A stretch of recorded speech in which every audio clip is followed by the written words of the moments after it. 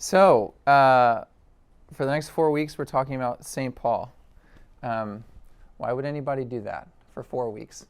The first answer is that John asked me to do it, and I do what John asked me to do. The real reason is that almost every Sunday in the liturgical year, we hear a second reading in the Mass from the letters of St. Paul. In the way that the church has structured the readings means that we never get more than sort of a piecemeal portion of something with a much broader context. And even for those of us with, academic biblical scholarship training, sometimes those readings can seem like they get lobbed at you and you really don't have an instrument to sort of connect with it at all.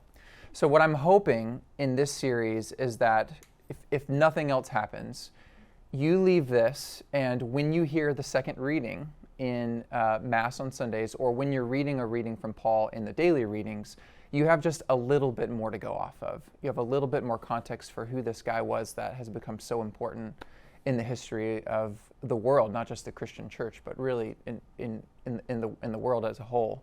And so if we can do that, then we'll be in a great place. I do not have a quote from St. Augustine that I will pound into your head every 5 minutes like I did last time. But if you leave with just a little bit more rooted, so that those readings make sense, then I feel like I'll have done my job.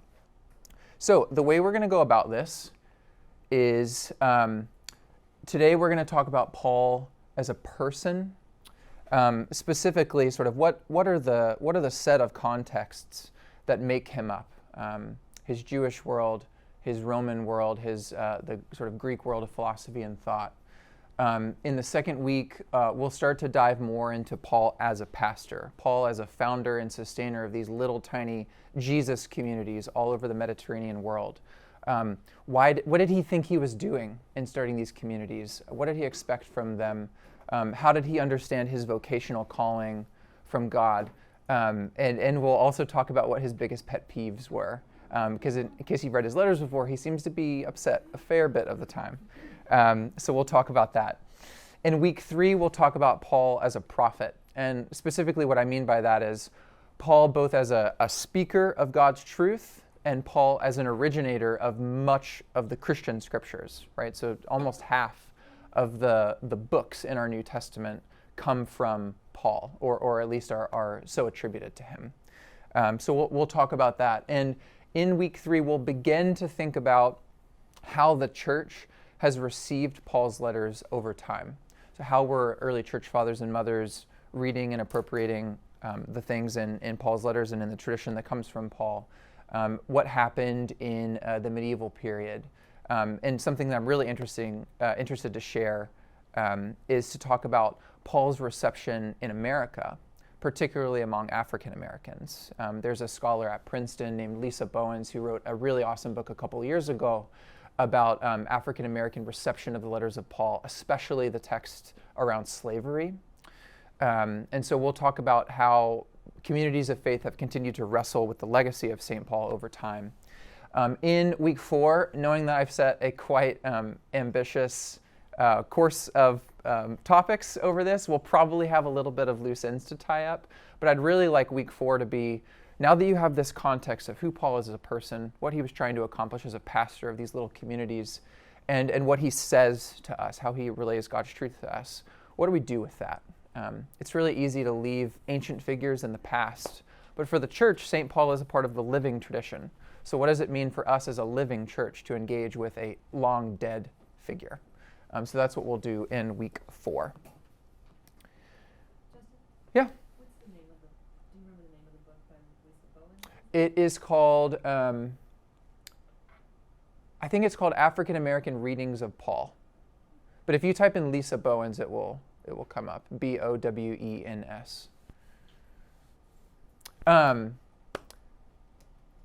Also, did y'all like the little evangelical Protestant trick I did where I had alliteration and 3 things after the colon, Paul the person, pastor, prophet? I knew you'd be hooked if I wrote it that way. So, and the last thing that I'll say by means of introduction is, as I've read through these letters time and time again and listened to people talk about them and talked about them with friends, etc., I think there are three main questions that Paul is trying to address.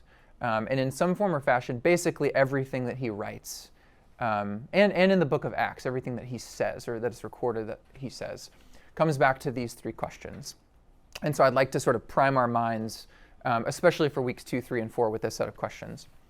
The first one is, what does it mean that the God of Israel has been faithful to his promises through a crucified and risen Messiah? What does it mean that God has been faithful to his promises, or righteous? We'll talk about that word that comes up in Romans and Galatians a lot. What does it mean that God has been faithful to his promises to his people through this crucified and risen Messiah, Jesus? That's the first question. The second one is, in light of this revelation of God's faithfulness through Christ, what role does Paul see himself playing in announcing the news of this crucified and risen Messiah? And how do the scriptures that he has read and poured over his whole life point him to that reality?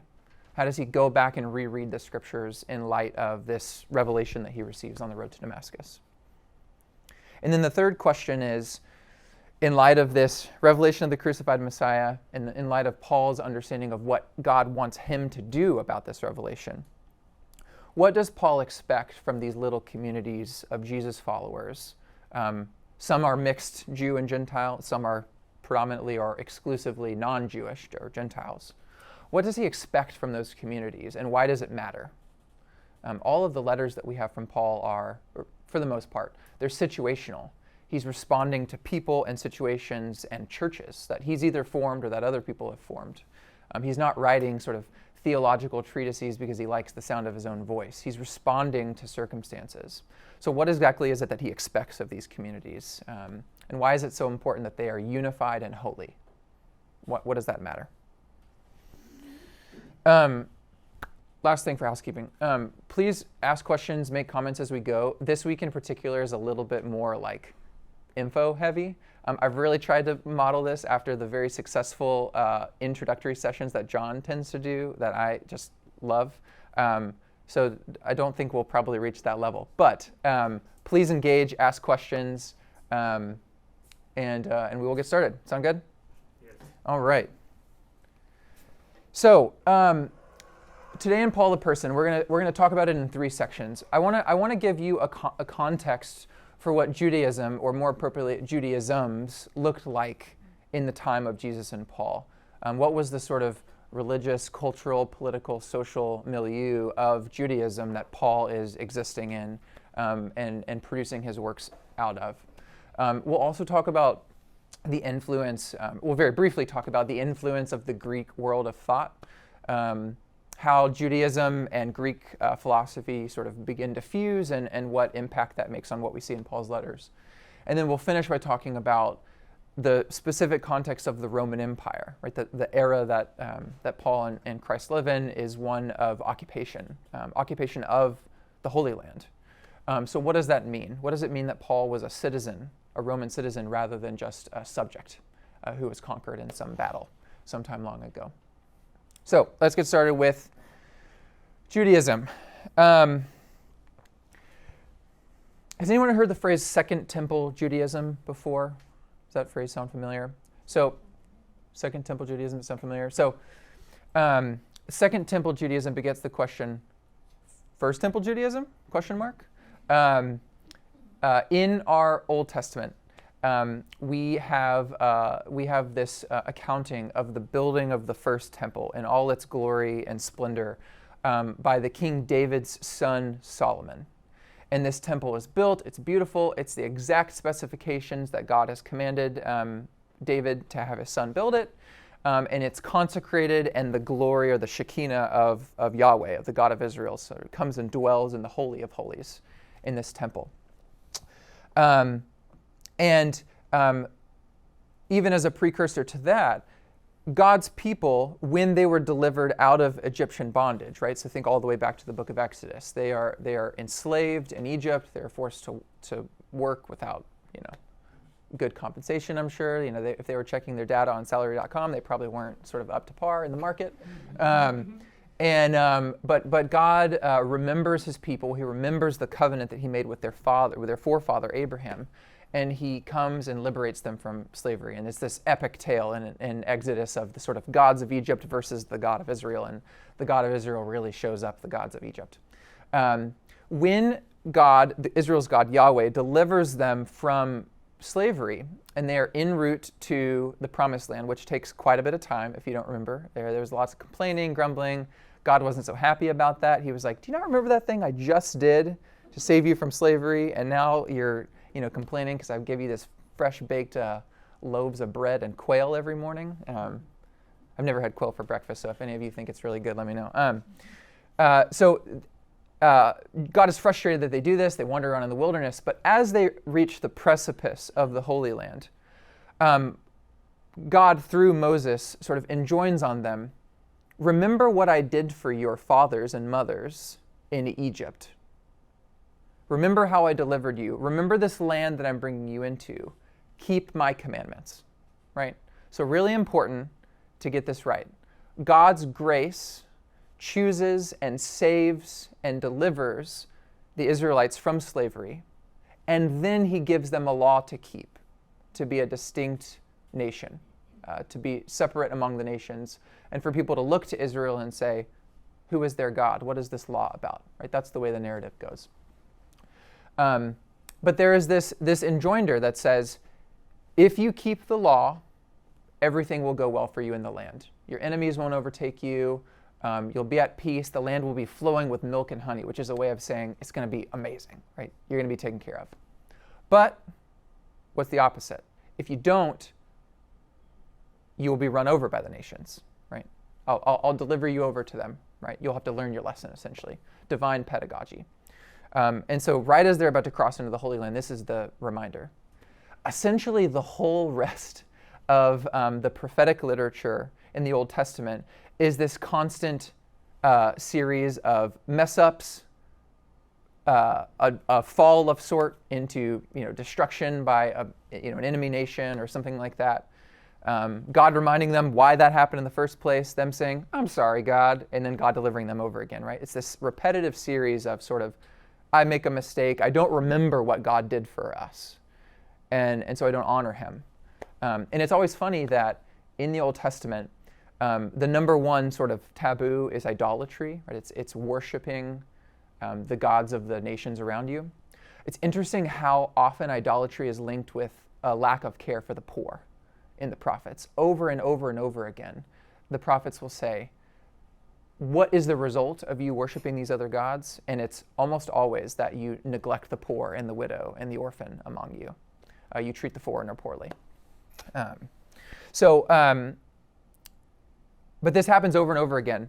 And God, according to this story, eventually says, you know what? I've had enough. It's time to try something a little more intense.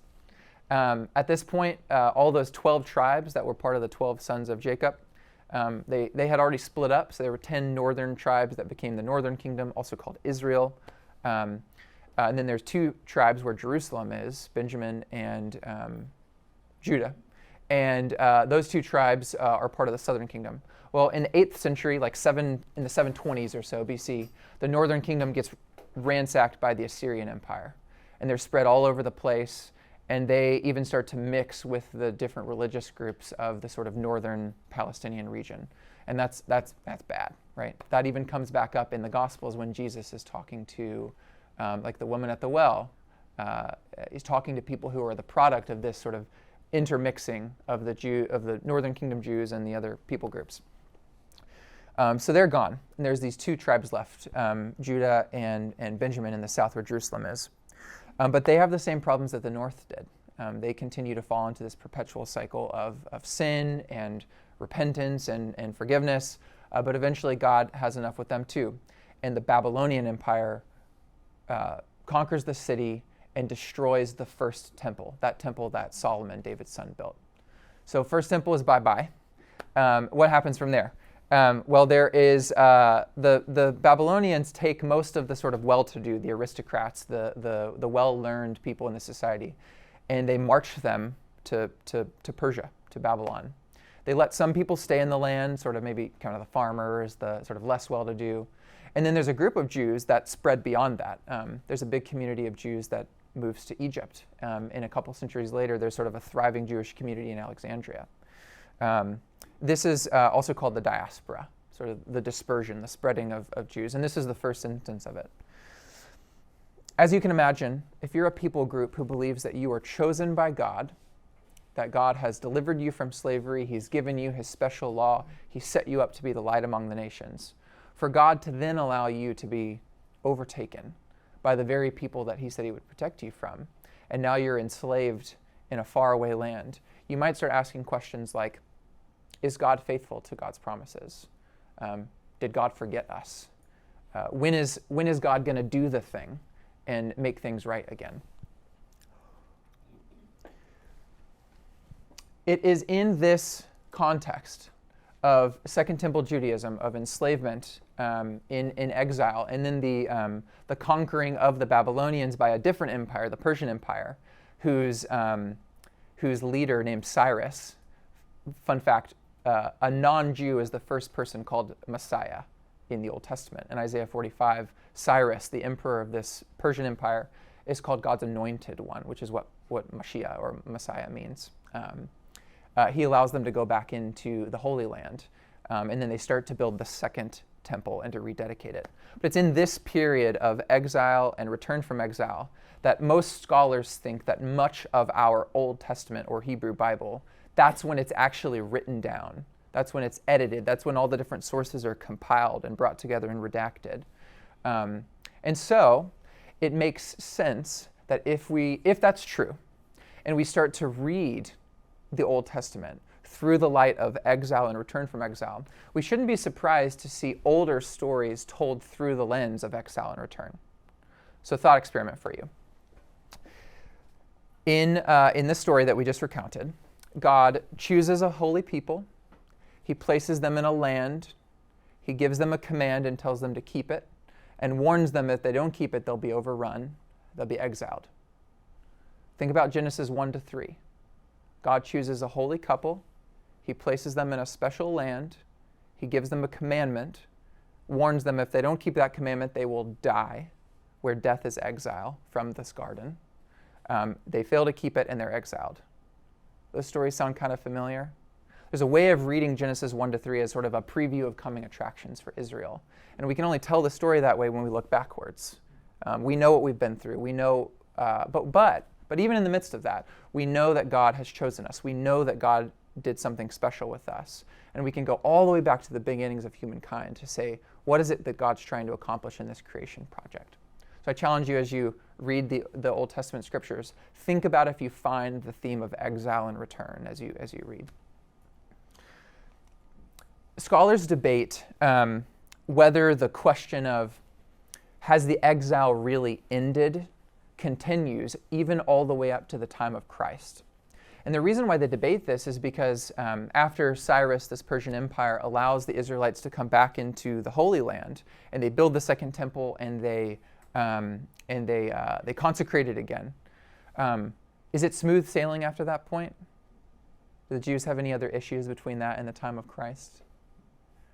A lot of issues, right? There are other empire groups that come and at various points in times subject the people in their own land to enslavement, to taxation. Some people try to come and put statues of their own gods, the pagan gods, up in the temple of Jerusalem. And we can't have that, so we fight over that, right? So there's this question, if God has been faithful to God's promises, if God has brought us back from exile in Babylon, if he's delivered us from slavery in Egypt, and we're back in our land and we have our new temple, why does all this keep happening to us? Why do we keep having issues with our neighbors? Why has the world not been made over from top to bottom? Why have all the prophecies in Isaiah and Jeremiah about this new heavens and new earth, why haven't they been fully realized yet? Why is there still sin? Why is it still so hard for us to stay out of sin? And you can imagine if you ask those questions in a particular narrative mind that we've been trying to construct so far, you might ask the question like, has God really done the thing yet? Has he really restored us? So there are debates about this. And Um, it might sound like, from the picture that I'm painting so far, that, understandably, the Jews and the non-Jews are these very distinct, separate groups, right? These are our enemies. We don't care for them. They're oppressing us. They're enslaving us, etc. So it might be easy to think that there's this very clear black and white separation between Israel and the nations. The word for nations in Greek is ethnoi. It's the same word we get Gentiles from. So when we get into Paul's letter and we start seeing the word Gentiles, that's what it means, the non-Jewish nations. We might think that there's this really clean division between these two groups, but actually the time that Israel spent in Persia, in Babylon, had a profound effect on the development of the Jewish religion in this Second Temple period. There's a Babylonian religion called Zoroastrianism, which starts to impact the thought and practice of post-exile Jews. Zoroastrianism has a really strong dualism of light and darkness, strong dualism of good and evil. It has a lot more of a sort of eschatological tone to the way we think about what's happening. So a lot more literature that's like sort of the heavenly mysteries are being revealed and uncovered. There are heavenly battles and angels that are fighting each other over the sort of stuff that's happening on the earth. So everything that we're going through is sort of a microcosm of what's happening more grand, in a more grand way in the cosmos.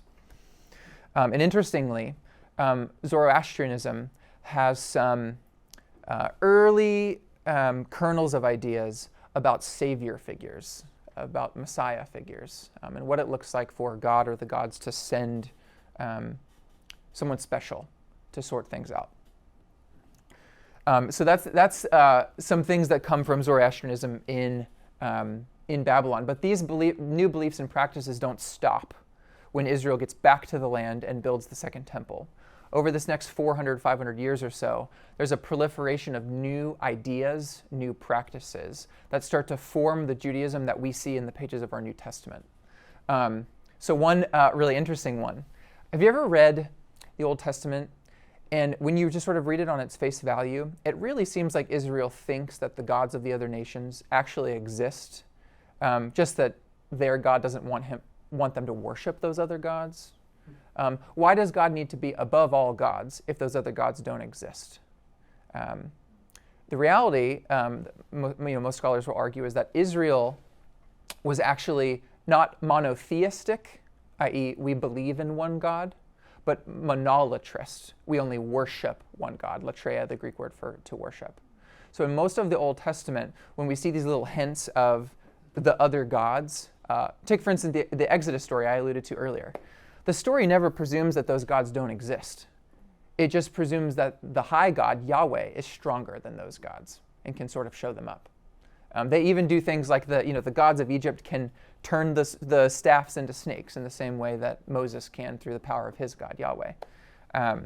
But in this Second Temple period, we start to see a more clear shift from the idea that there are many gods, but only one deserves worship, to there's only one God, and everything else is a caricature.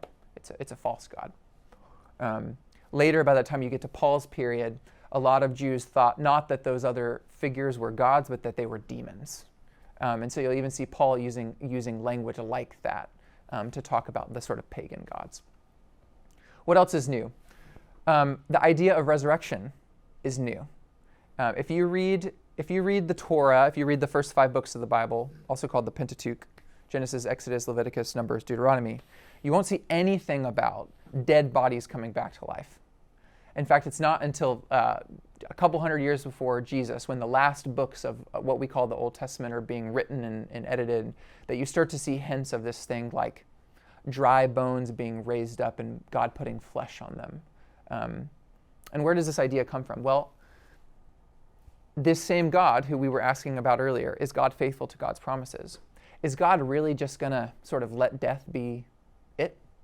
Is that really going to be the final say? Think about the Maccabean martyrs, right? The books in our Old Testament that we barely ever read. But the story of the martyrs who were willing to go to their death rather than to transgress God's law. God has to sort something out for them in the afterlife rather than just going to Sheol, the place of the dead, with everybody else, right? So resurrection springs up from this like theological outworking of what it means for God to be faithful to God's people. Apocalyptic literature, we just referred to this earlier, but this sort of this genre of writing wherein heavenly mysteries are revealed to us, revealed to specific people or revealed to communities of people. And then we start to see that the earthly realities are sort of like an image of what's going on in the heavenly region. Synagogues and rabbis. When Moses is teaching in the 5 books of Moses, he's not sort of inviting everyone at Shabbat dinner to come and listen to him read from the scrolls that don't yet exist in the synagogue, right? That doesn't exist yet. It's in this period of time where Jews started to collect in little community organizations to pray and to learn from the scriptures and to worship God together. And of course, the synagogue, the life of the synagogue becomes an early template for what early Christians who are overwhelmingly Jewish do together as well. Rabbis. People only called Moses a rabbi in retrospect. The idea of rabbis as sort of formally trained teachers of the law comes from this period. Monogamy. All the debates about like, what is marriage and what is biblical marriage, and people are right to point out, some of the people who regularly point and say like, oh, what's biblical marriage? And they're like, oh, well, it's one guy married to 3 women or 5 women, or one guy married to 10 women with 700 concubines. Like, that's biblical marriage. It's this period of time when we start to see monogamy, one man and one woman partnerships start to be more of the norm. Even things like the idea of the Satan, and in the scriptures it's always the Satan, not just Satan. Which is goes from the accuser and God's sort of like divine court, so he's sort of member of the divine panel of sorts who judges humans' actions, to this sort of like evil force that prowls about trying to convince people to disobey God. There's a development over time, and this is where the Satan comes from. Demons, as we talked about, the idea of the Gehenna. So if anytime you read the Gospels and you see Jesus talk about hell in our translations, the word is not hell, it's Gehenna. Gehenna is a valley outside of Jerusalem that had sort of become like a rubbish pile, and there were battles fought, and there's this whole legend about like dead bodies being there, and so Gehenna is like a real place that people would remember in their memory, and it starts to take on this like deeper meaning of sort of like despair and wretchedness and forsakenness by God, the sort of the outside of the city sort of world. Anyway, you get the point. There's a bunch of new stuff that happens in this period, all of which we get to the New Testament and we just sort of take for granted. We might assume that Moses talked about this stuff. He didn't. This is stuff that develops in the 400 to 500 years before Jesus. One last thing that's really important that develops in this period is messianism. This longing for, desire for an anointed person from God to come and sort of set things right. But messianic speculation in the Second Temple period is really, really diverse. It's easy for Christians reading our New Testament and to see how the New Testament authors point back to the scriptures and say, Jesus did this thing, blah, blah, blah. And it was to fulfill what was spoken by the prophet when they said, blah, blah, blah, blah, blah. As we'll talk about in week 3, and as you hopefully remember from my session on the Bible, the ways that we come to those conclusions are only in a backwards motion. For instance, no one thought that the Messiah would be crucified. There is zero precedent for the idea that a single figure or a sort of small collective of figures were going to be crucified, and that would be the beginning of the new age. There were lots of ideas about the Jewish people going through a period of like intense trial, intense suffering, like an exile, and coming out of it sort of being reborn. But there's no idea that there'd be one person to be crucified and that person would be the Messiah. This is new. And we see a bunch of different, in the scriptures itself, we see a bunch of different ideas of what the Messiah might look like. We see people longing for a prophet like Moses, or a prophet like Elijah, a king like David, a new high priest like Aaron. In some texts, like in Zechariah, Zechariah believes that there will be 2 messiahs, a priestly figure and a kingly figure, and that they're going to cooperate together. There's all sorts of speculation among the Jews as to what this Messiah figure would look like. But what we know with confidence is that no one was expecting Messiah to be killed by the people that the Messiah was meant to overthrow. And that people thought that when the Messiah came, it would usher in this new age. Israel would be freed from subjugation to the other people groups. There would be no more pressure from outside religions, the pagan religions, to influence the way that the Jews worshipped in the temple. And the Jews would sort of subjugate the other people rather than the other way around. Those were pretty consistent in all of the speculation. As some of these different ideas start to arise, as happens in any culture, when new practices and ideas come up, different groups start to form that emphasize different parts of those ideas and beliefs. And so as we get closer to the time of Jesus and Paul, we start to see new Jewish sects start to arise. All of these should be familiar to you if you've done a close reading of the Gospels in particular. The Essenes are this sort of like reclusive group that goes out into the wilderness. They're really focused on purity. They really don't like what's going on in the temple. They don't like the temple establishment. And so they sort of retreat. The most famous example of an Essene community is the Qumran community that produced the Dead Sea Scrolls. So a lot of you probably were alive when the publications of the Dead Sea Scrolls started to become more mainstream. And now we have wide access to this. But this community of people who lived in caves east of Jerusalem, they're one of these communities. And they think we have the truth, we have the sort of righteous leader in our group, and we have to retreat from the sort of heathen Jews in the city. The Sadducees. The Sadducees are funny because we only get one reference to them in the Gospels, and it's just to tell us that they don't believe in the resurrection, and that's basically it. But the Sadducees are associated with this sort of aristocratic elite, especially around the temple itself. The Sadducees tend to downplay or even reject all of the rest of the Hebrew Bible except for those first 5 books of Moses. So really heavy emphasis on the law, on the sort of the priestly cult, the cult in the temple. Cult not in the sort of Waco term, but in the right in the religious practice term.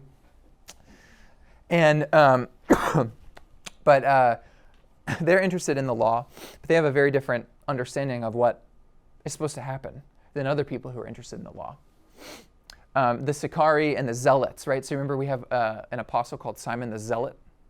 The Sicarian Zealots were people who believed strongly that just like in the stories of Israel, where mighty warriors rose up and had the courage to fight the oppressive pagan nations or to run the oppressive pagans out of the country, that God was calling on them to do the same thing. And so they would take up sometimes violent arms against the occupying Roman armies, always unsuccessfully, as it turns out. And we'll get back to this with Paul because Paul maybe alludes to the fact that he was a part of that group too. And then the last one, which is sort of the bogeyman in the room, are the Pharisees.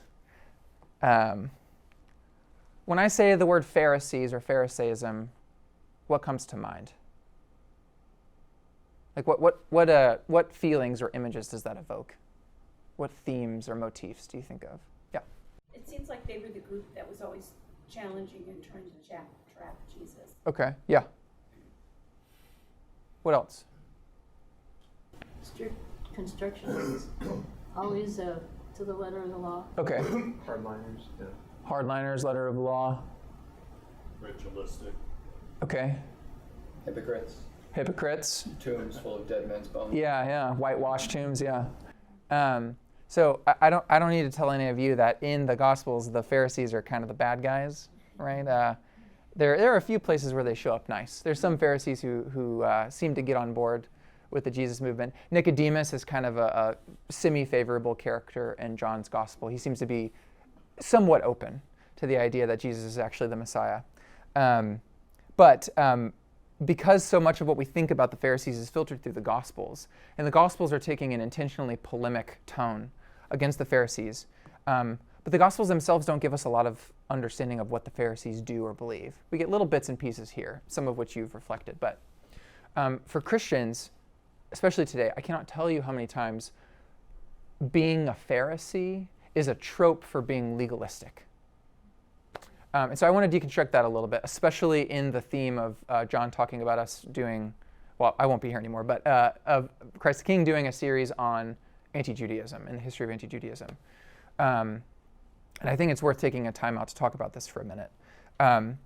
Let's put ourselves in the shoes of the Pharisees for a bit. So the Pharisees are this scholarly group of rabbis and their followers, and they are offering alternative ways of interpreting the law to a group like the Sadducees or something like that. They really put an emphasis on what does it mean to understand and apply Torah, to apply the law, or the guiding, the instruction from God. You remember earlier in this talk we talked about how Israel's downfall into exile was sort of predicted by Moses in the sense of if you go into the land and you observe the law, everything will be fine. And if you don't and you worship idols, it won't be fine.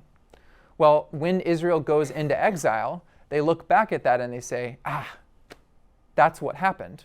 We weren't faithful to our part of the covenant. God covenanted himself to us. We were meant to, as a sign of love for God, of respect for what God has done for us, we were supposed to keep this law. And we were supposed to be distinct among the nations so that the nations would see us and say, who is that God that's making them live this way? This belief that sin precedes downfall is straight from the biblical text, especially the end of the book of Deuteronomy. And scholars call this the Deuteronomistic tradition. So like Deuteronomy, Deuteronomistic tradition. This interpretation of why Israel falls is sort of the dominant one. Think in John's Gospel in John 9, the man born blind. The religious teachers around say, who sinned, this man or his parents, that he would be blind? That's a totally reasonable question to ask when the framework is that God punishes sin in that way, right? That's a reasonable question. And Jesus comes in and offers a different take and says, oh no, it's not that he sinned or that his parents sinned, it's so that the glory of God could be revealed. So almost like God can work even with the lousy parts of us as a means to show how great God is. It's a different way of reading that tradition. But for the Pharisees, they took the scripture seriously. And they read those texts in Deuteronomy, and they believed them. They believed that the reason Israel fell into exile was because they had sinned. And so naturally, when you're back in the land, and there's a threat from other people groups who could take you into exile again, you need to get the law right. You need to observe the law. You need to uphold your part of the covenant so that the same thing that happened to our forefathers doesn't happen to us.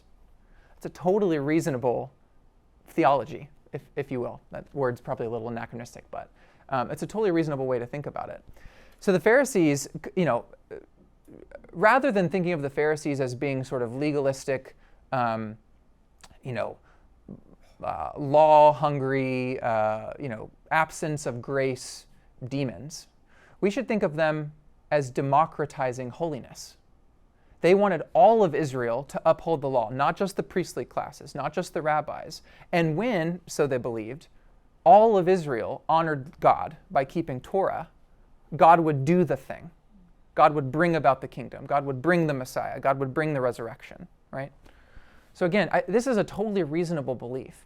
So what I'm going to challenge you to do, when you hear texts about the Pharisees, even the very polemical ones, I want to challenge you to think of them not as Jesus versus the demons, but Jesus versus his brothers, and they're wrestling over what it means to keep the law. What does it mean to truly honor God by observing Torah? And if you know anything about the rabbinic movement that comes out of the destruction of the Second Temple in 70 AD, so after Jesus has died and risen and the early church starts to get momentum and the Romans destroy the Second Temple, the rabbinic movement is one in which lots of rabbis arguing endless positions over one little tiny bit of the text and then just sort of leaving it there. That's the norm, right? Read the Mishnah, the Jewish literature, the commentaries on the scriptures. You might have one little tiny bit of the text and 7 different rabbis say, this is what this means and this is what we should do. And someone says, no, this is what it means and this is what we should do. And they just sort of leave it there. So part of what it means to be a faithful Jew is to wrestle with God. Remember the word Israel means wrestle with God. wrestle with the law, understand what it means to apply it. Can I ask a question? Yeah. So would it be fair to suppose maybe that some of the hostility that we perceive between Christians and Pharisees in the New Testament, as anachronistic as those terms are because maybe Phariseeism offers the best possible alternative to being part of the Christian church? Maybe so. The way that I grew up in the Churches of Christ, really popular around here on Lipscomb. Churches of Christ and Southern Baptist, at least Southern Baptist circa like 20 years ago, before they became increasingly sort of reformed, Calvinistic in their theology, are super similar. So unsurprisingly, in the Churches of Christ I grew up in, what religious group did we hear the most polemical sermons about? It wasn't Catholics. We knew how bad they were. It was the Baptists. They were the closest to us. And we needed to define ourselves over and against them. And that's really that's how humans do social identity, right? This is not a controversial theory around sociologists or sort of history of or anthropologists. We know who we are because I am not you and I'm not you, right? I know that I'm a husband because I'm not a wife. I know that I am Justin because I'm not Joshua, right? Our identities are always information to the people around us. And so if there's a group of people, remembering that the earliest Christians are Jews and they're predominantly in Jerusalem, if there's another group of people who are engaging with the law in similar ways and we have just like slightly different conclusions, we're probably going to have to define ourselves over and against that group more obviously than any other group. Does that make sense? All that to say, in terms of thinking about Jesus' arguments in the Gospels with the Pharisees as more of a sort of intra-family debate rather than a this group way over there versus our group here, I really want us to think about the church's history of anti-Judaism, which you'll get a more robust picture of, and recognize that we have to commit to a better, more historically informed understanding of these people groups. Not just to like better understand the text and to better understand Paul, who, hint, hint, was a Pharisee. Also, when Paul talks about being a Pharisee, did he say I was a Pharisee or I am a Pharisee? I am. He didn't stop being a Pharisee. So that also confounds our neat little categories.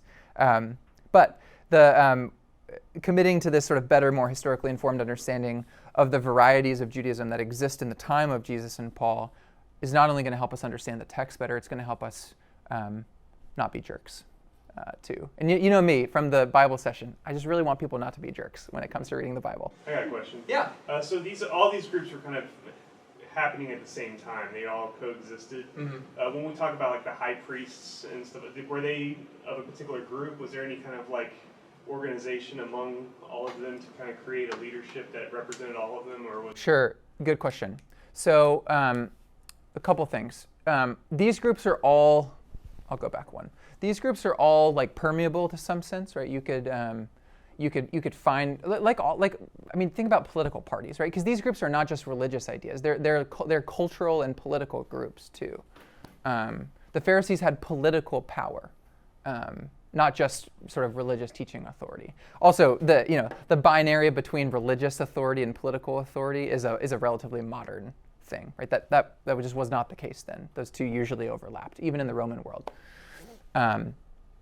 So these groups are permeable, but by and large, it seems as if what we know historically is that the sort of the priestly class that comes from the tribe of Levi, right? So if you're a male and you're born into the tribe of Levi, you're a priest.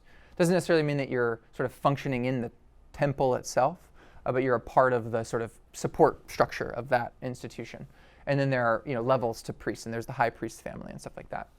It seems as if the priestly classes were mostly associated with the Sadducees in the time of Christ, but that there, of course, could be some people who maybe were more or less convinced or more or less participatory in that group. Then you also have the group called the Sanhedrin, which is sort of like a religious council that makes decisions about conflicts between Jews or different ideas that are considered to be heretical or not. Jews had a lot less emphasis on like heretical ideas than Christians started to have in the early centuries, but got to have a police sometimes. But does that answer your question? Yes, it does. So last thing on this section, and then we need to move pretty quickly through the rest, but that's how I've structured it. Paul is one of these Pharisees. It's also possible, based on the statement I alluded to on Philippians 3, which is on the sheet that I'm going to ask you to take home. He talks about, as to zeal, I was a persecutor of the church. Possible that Paul, given his history of persecution, even violent persecution of the early Jesus followers, might have been, affiliated with some sort of zealot movement as well. So again, these groups are permeable, and you could be more than one of these things. Okay, the Greek world of thought. This is going to be really fast because this is what I know the least about, to be honest. We talked about the Jewish diaspora, and again, to really hone in on this, the idea that there was Judaism and then there were all these other people groups is not the way it was. Judaism begins to be influenced and mixes with the people groups in the Greek world, right? In the Greek Empire. And Greek, after all, remember, had become the common language of the whole Mediterranean world, even before the Roman Empire, and it continues into the Roman Empire. So most Jews would have been able to speak Greek, and the most common Bible that the Jews would have had in that time, not that everyone had their pocket Bible, walking around, that's also an anachronistic idea, but was the Septuagint, right? So Septuagint, the story is that there were 70 sort of scholars who sat down to create a translation into Greek of our Old Testament, and they produced exactly the same translation word for word, which means it's for sure inspired. But the Greek translation of the Hebrew Scriptures was the Bible, right? And it's what the early church used. Remember, the early church's Bible wasn't the New Testament. It was the Hebrew Bible translated into Greek. So when Paul refers to the Scriptures, he's not referring to the Gospels. They hadn't been written yet. He's not referring to his own letters. It didn't seem like Paul was aware that he was writing Scripture. He was using the tactics of Scripture, but the church recognizes pretty soon thereafter that these are special letters. But it's the Greek Bible. It's the Septuagint. What are some of the different philosophical schools that come out of the Greek world of thought that have varying levels of influence in Jewish thought? Epicureanism. Basically, the idea is that life is mostly about the absence of pain and fear and the presence of pleasure. It reminds me of Utopia, the book by Thomas More. I read it my freshman year of college, and all these funny ways that they sort of minimize pain and maximize pleasure. But and Epicureanism sort of has a renaissance after the Renaissance in the Enlightenment period, but we won't get into that. Skepticism. I didn't know that the word skepticism and cynicism actually came from Greek philosophical schools of thought. Skepticism, one should refrain from making ultimate truth claims. So be it. Platonism, really important one. Platonism, at its core, is this idea that there are these sort of unchanging, eternal, perfect forms that manifest in sort of imperfect presentations on the earth, right? So that there's some sort of connection between the eternal and the here and now. Stoicism, all about virtue ethics. Ethics are the way to live a happy life. Other things, sex, money, power, etc., are not necessarily bad or good in and of themselves, but what's most important are sort of the cultivation of ethics. Cynicism, sort of an intense version of Stoicism. So less everything else is sort of neutral and more all the other stuff is bad. Just think about ethics. The latter three, Platonism, Stoicism, and Cynicism, all have a pretty profound influence in the Judaism of Jesus and Paul's day and then into the early church. So you could, John would maybe, you'd know more about this than me, but maybe there's a world in which we could see Stoicism and Cynicism as a sort of philosophical underpinning to what happens in the ascetic movement in the early church, right? So Jews and then Christians don't exist in isolation from these schools of thought in the Greek world. That's the main point I'm trying to drive home. These are intermixing, and the ideas are forming each other. Last bit, and then we will end for today. The Roman Empire.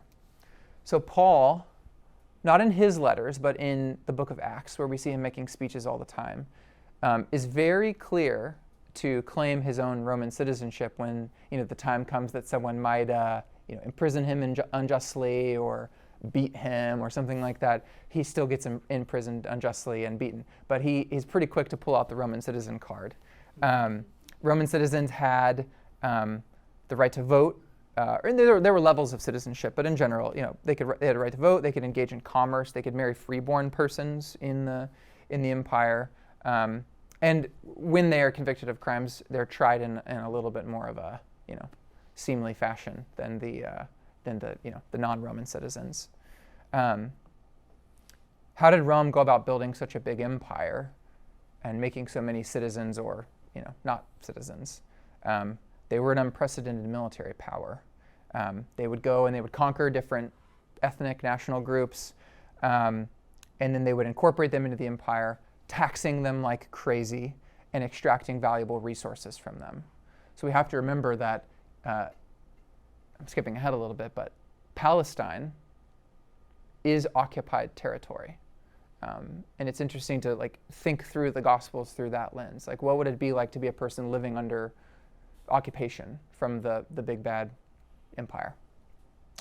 One interesting thing about Rome, sometimes we get a picture of Rome that it was sort of overwhelmingly, how do I want to call it?